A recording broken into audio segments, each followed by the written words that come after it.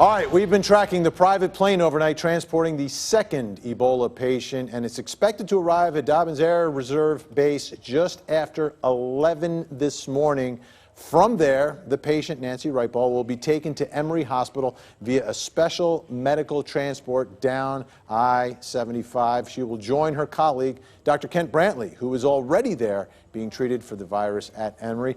We've been telling you about the arrival all morning because it's so important, and that's why we brought back Dr. Daria Gillespie from Emory. We have so many questions for you, Doctor, and viewers have questions as well. The first one we've been talking a lot this morning about this serum. This special serum. Does Emory have access to it, and will you be able to use it if necessary?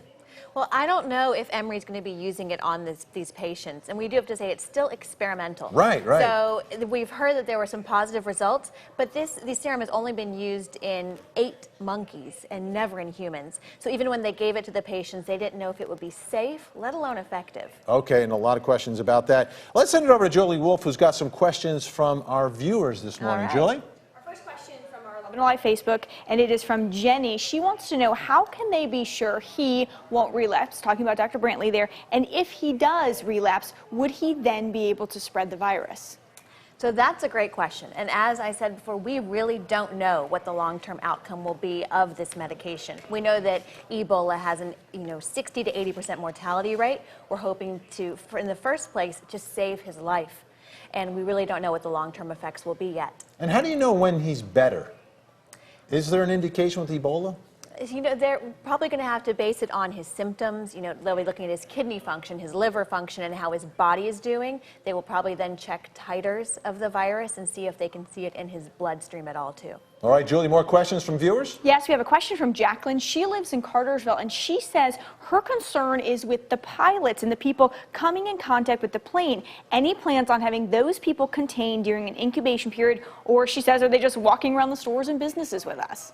So I'm glad we get to answer that, because the pilots and the people on the plane are taking so many measures to make sure that they are not coming in contact with the patients either. As we saw from some of the images, their patients are kind of in a bubble on the plane, and anybody who goes into contact with them at all is wearing full protective gear, including impermeable clothing and filters when they breathe, so that there's no contact with them. And I've been reading a lot of the questions, and the other concern here is that one of the patients is a doctor who was treating someone with Ebola. Now the doctor's a patient being treated by doctors at Emory.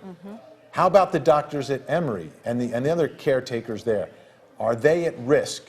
And how do you handle and figure out whether or not they've been exposed? So I spoke to one of the doctors, actually the one that was in charge of getting Dr. Brantley from the airport to the ER himself, or to Emory, himself. And they said they are not concerned about being exposed to Ebola. They are taking so many steps, going above and beyond in many ways, even what's required for Ebola, to make sure that they do not get exposed to it, making sure that they don't bring it and spread it to other patients and to their families as well.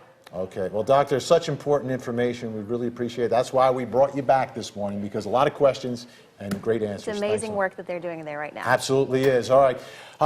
Everything you need to know about Ebola, go to 11alive.com. We have a special page dedicated to our coverage. Just click on the story on the home page.